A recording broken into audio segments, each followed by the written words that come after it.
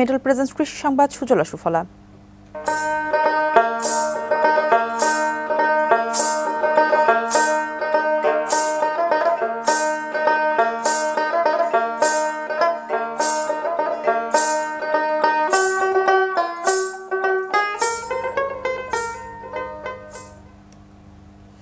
এবছর খাগড়াছড়ি জেলায় ২৪,০০০ হেক্টর জমিতে আমন চাষ করা হচ্ছে।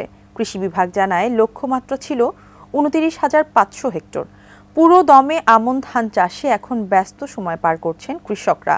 খাগড়াছড়ির পাহাড়গুলোতে আদিবাসী কৃষকরা জুম চাষ করেন, তবে এখানকার সমতল জমিতে ব্যাপকভাবে ধান চাষ হয়। বৃষ্টি কমে আসায় এখন লেট আমন ধান চাষে ব্যস্ত হয়ে পড়েছেন কৃষকরা। এখন পর্যন্ত আবহাওয়া অনুকূলে থাকায় এবার আমন ধান আবাদের লক্ষ্যমাত্রা অর্জিত হবে বলে তারা আশাবাদী।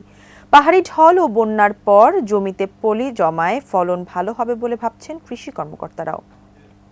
২৪,০০০ হেক্টর জমিতে আমাদের আমন রোপণ সমাপ্ত হয়েছে, আর ৫,০০০ হেক্টর জমিতে কৃষক পূর্ণ উদ্যমে লাগাচ্ছে এবং আশা করি আমরা আগামী ২-১ দিনের মধ্যে আমরা আমাদের লক্ষ্যমাত্রা আমরা পূরণ করতে সক্ষম হব।